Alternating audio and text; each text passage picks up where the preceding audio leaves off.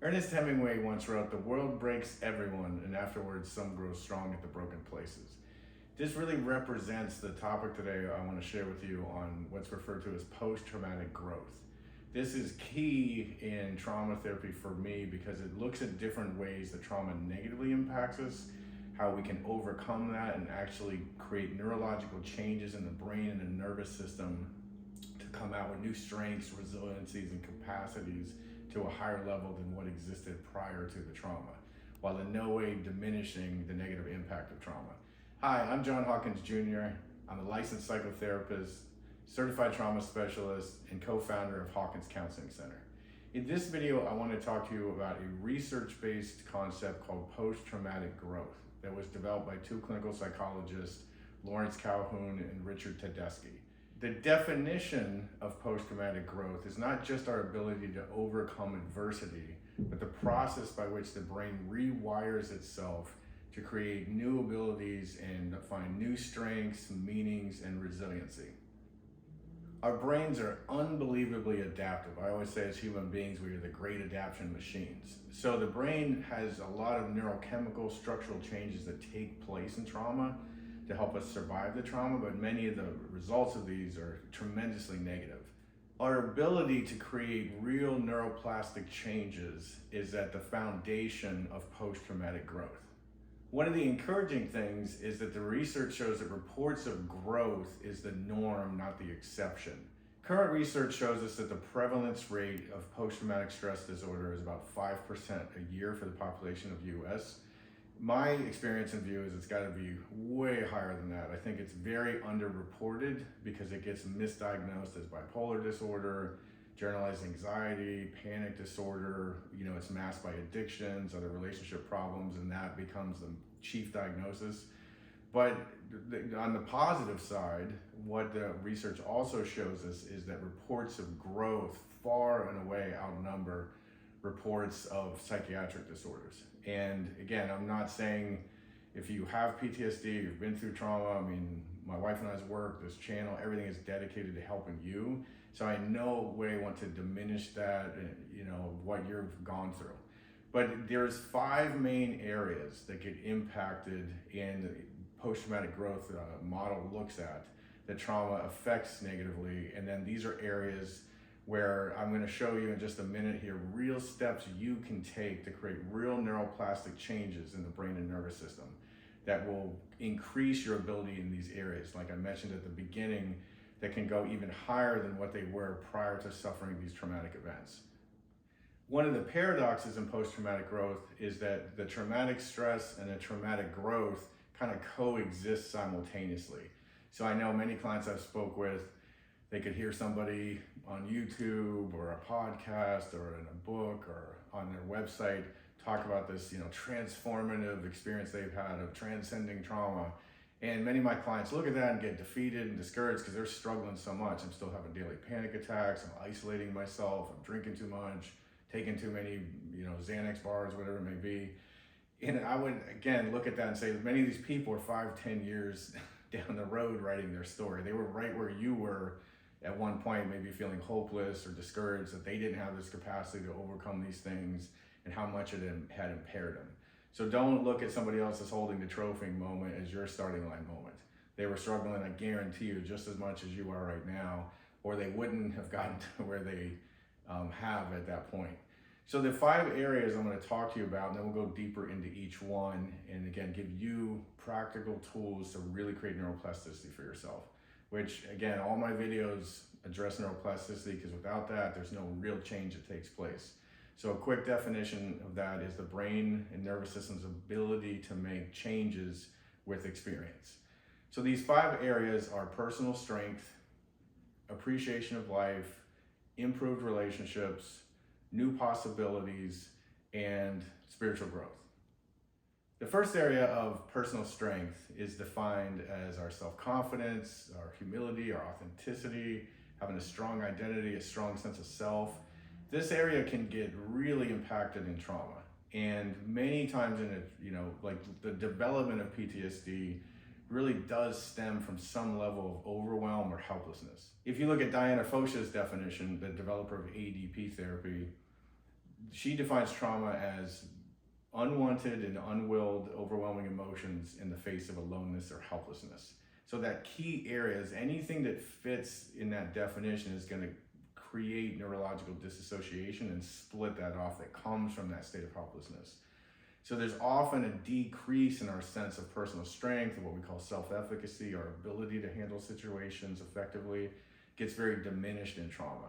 And so I'm going to give you right now in this first area some practical things you can do to increase personal strength by creating neuroplasticity and different neural structural changes in the brain. So this first area, I would say the key is to challenge yourself mentally and physically. This puts, like whether it's your body, your brain, it's all biological. So when you push yourself, and the key here is in some of the peak performance coaching I do with flow state research is what they call the flow channel. So it's the edge of your skill challenge ratio. So it's going to take a little bit of self-awareness. Is where are things that are just outside that? I mean, the kind of the sweet spot that research shows is 4%, which isn't massive because it's very attainable, right? So if I maybe run a 5K, or I take a course, or I read a book that's a bit challenging for me, or outside my comfort zone, or I engage in activities I typically avoid and really see if I can do that. That creates some neurochemical changes. One is the release of what's called BDNF, brain-derived neurotrophic factor, which they used to call fertilizer for the brain. It's kind of simplistic way to put it, but it actually increases new neural connections, synapses, cell volume size, communication between cells. So doing these things, just like working out, you stress your muscle to its capacity, and so the body promotes growth, right? It says, okay, he's tore it down or she's tore it down, then you need to increase the size of those muscle fibers so he or she can, hit that level of target they're going after. The second area is appreciation for life. This is things like gratitude, altruism, the appreciation for things around you, having a clear sense of priorities, being aligned with your core values. Again, this area can get very diminished in trauma because your amygdala becomes extremely hypersensitive to cues for these implicit memories, which I've talked about in numerous other videos you can watch. And so doing things like mindfulness meditation, the somatic gratitude practice that I taught in our video on overcoming hypervigilance, graded exposure to kind of regulate the reactivity of the amygdala. That's a lot of what I'm doing in psychotherapy, is we expose the body sensations, the emotions, the event that the person fears, and assist them in co-regulating that and clearing that energy from the body so the amygdala starts to calm down in its reactivity and starts to notice more positive things around it rather than just these threat cues all the time. And with that comes more positive emotions, more expansion, a greater appreciation for life because you're noticing the things in life to appreciate versus just noticing if everything I notice is a threat, I'm not going to be super grateful. I'm just going to be in a chronic hypervigilant state. So engaging in those activities, again, things like the mindfulness meditation, which will really slow reactivity and develop an increased ability for those regions in the brain that regulate fear and anxiety and kind of down-regulate that energy. It develops more stimulation, more connections, more capacity in that area. Area number 3 is improved relationships, increased capacity for vulnerability, being empathetic, loving, having deep social connections, intimate relationships. This area, many traumas are relational traumas. So whether that was childhood abuse that really impairs my ability to trust or have worth or value, if that was parents or other caregivers. There's betrayal traumas like in affairs, infidelities.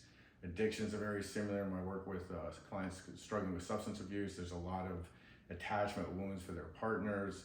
So again, this often leads to you becoming more isolated, withdrawn, taking less emotional risks, being less loving or intimate because I'm more focused on self-protection, which is very understandable given the relational wounds you may have incurred. So key in this area is to, again, find spaces to take graded risks, because what we're wanting here on the neuroplastic side is to trigger oxytocin release. Oxytocin is referred to as the love or the bonding hormone. So it's husband, wife, lovers, parent, child, deep friendships gives you that just sense of deep connection. So it's the chemical associated with social bonding and trust, which again, in relational traumas could be very impaired. So an area here is, again, get out there, spend time with someone that you care about, take the risk to engage in some group activities, just things that you could start to trigger oxytocin, which will create more of an internal sense of trust, security, and do this in a way that feels right for you. People still need to earn your trust, you need to earn their trust. So I'm not saying bypass trust, that wouldn't be wise either, to expose yourself unnecessarily, but realize too, I need to, which if I don't do this right, I end up isolated, depressed, but I've got to do these things in this area. But find somewhere, I always say there's a thinner slice somewhere.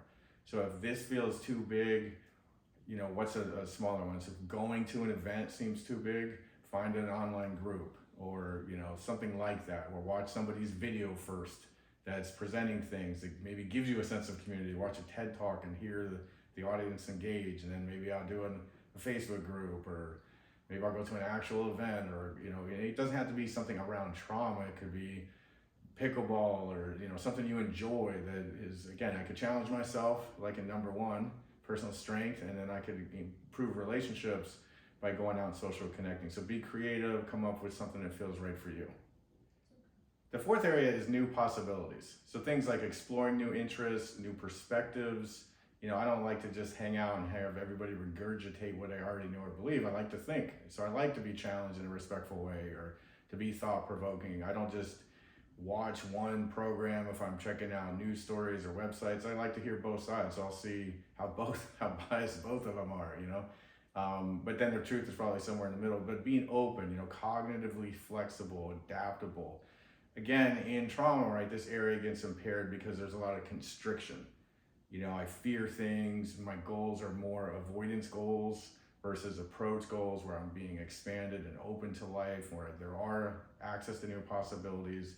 Everything's so fear-based because of the amygdala and some of the implicit memories that are frozen in my body. It can get triggering. So I end up in a much more constricted, limited way of living. So the way to create neuroplastic changes in this area is get out there, explore new interests, challenge yourself cognitively. Again, maybe read things that aren't your typical way of thinking, or that have an opposite view of you, a way that you can start to expand your perspective. Doing so stimulates neurogenesis in the hippocampus, which is one of the areas that gets negatively impacted by trauma. And it's also a part of the brain that we know definitively creates new brain cells, and that's what neurogenesis is. So by doing this, you increase cognitive abilities like memory, focus, concentration, cognitive flexibility, which enhances creativity. So you can kind of look at things, or maybe, when we're in that trauma state and our amygdala is fired up, if somebody doesn't return your call or text within a certain time frame, your brain immediately goes to the most negative possibility that you could think of, which always makes us feel the worst. So by being able to take a step back and, he or she has 3 kids. I know they have their own business. Maybe they're just tied up. And I'm able to look at other things, or again, problem solving. I can see things. All my clients, without fail, who've experienced significant traumas, in our work together throughout that work, have increased in their cognitive abilities. Maybe they went through a significant childhood trauma, developmental traumas, and they don't feel like they're that intelligent. They have a hard time memorizing. I can't read. And as they're getting out of those trauma places and the brain is rewiring itself, they find that their abilities go way up.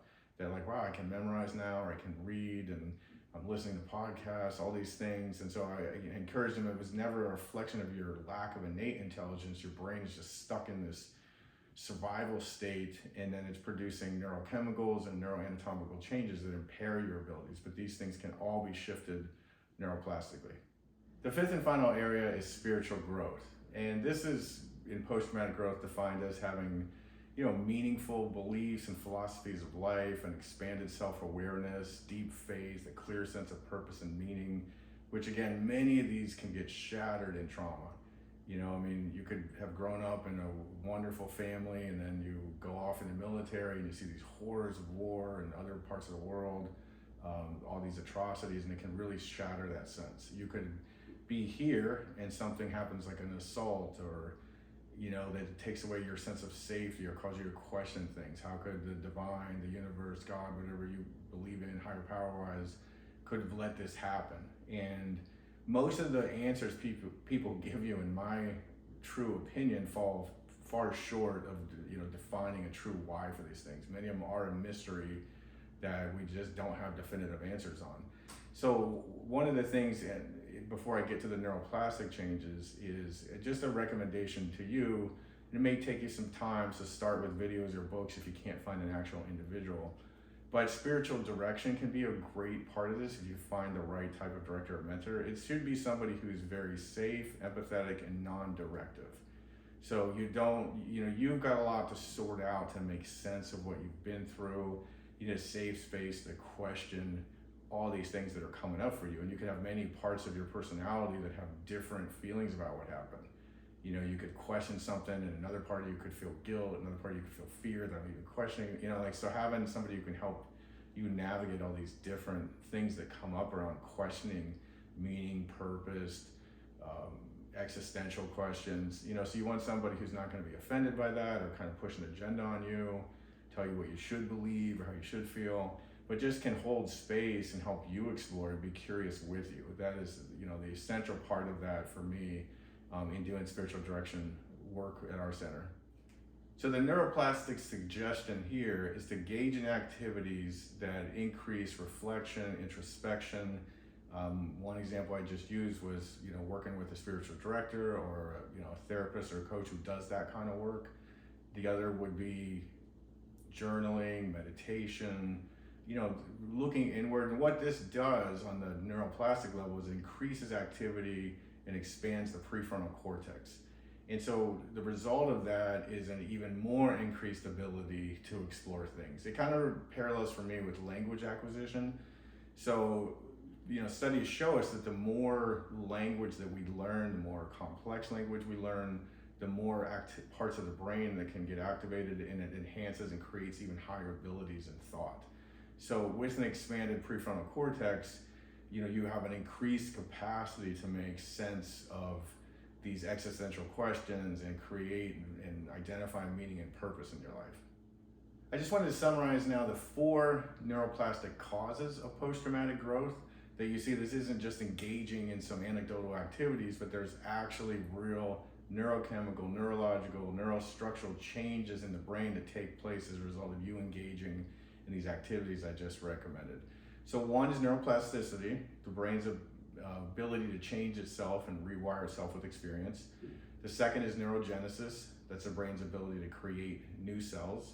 The third we touched on was amygdala modification.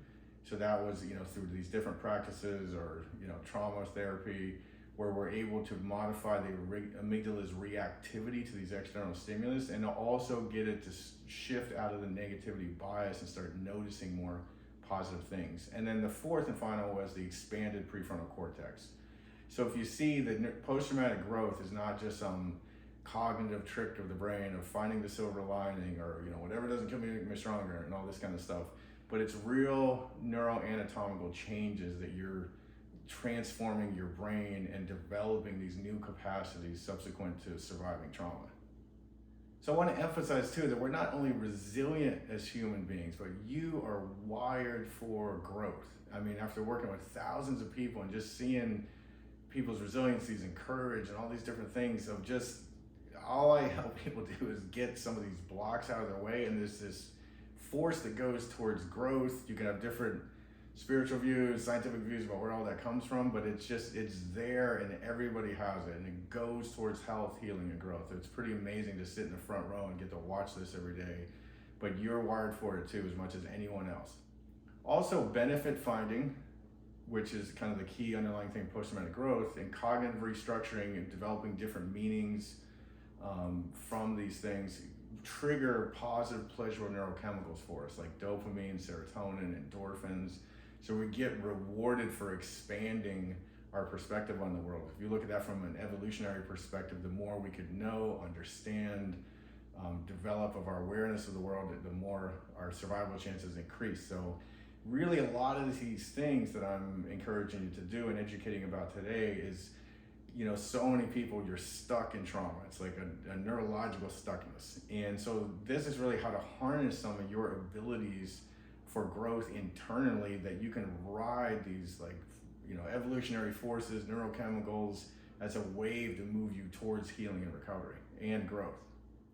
The last thing I want to speak to are a few caveats about post-traumatic growth. And the first is, post-traumatic growth takes place in the context of human suffering.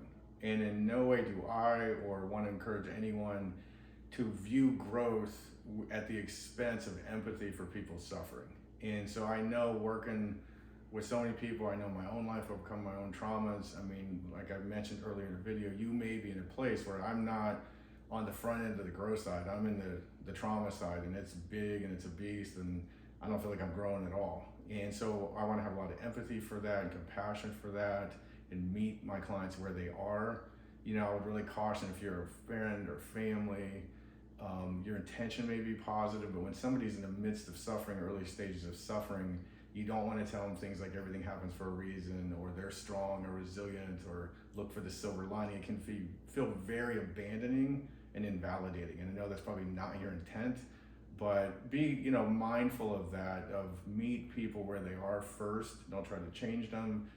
Some of your own self-talk, do the same thing, of just allow yourself to be where you are. You don't need to be anywhere other than where you are, even though I know you want to be somewhere else, out past this, further down the road with the trauma. But just have self-compassion, find a rhythm for yourself, work with people that can find a rhythm for you, and hold space for where you are. The second thing I want to mention is, trauma is not necessary for growth. Millions of people, and in our own life at other times, we grow, we evolve, we transform without trauma. Which leads to the next thing I want to say is, trauma is not good. I don't want in any way infer that's like, maybe down the road you can get to a place like that, which is possible, but I would not mess with that right now to feel like I'm glad that happened to me, or I'm blessed this trauma happened. Again, it can be very self-invalidating or other invalidating based on where someone is. So you need to really be attuned to yourself, attuned to others, that, trauma is not a good thing. It's a very negative thing. And our whole approach in this video today is like, how can we bring something good out of this horrible negative thing? If I was sexually assaulted or abused for years, and this awful stuff that really affected the course of a person's life. So again, we don't infer that's good, but what do we do with it now? What are the capacities? What choices can I make?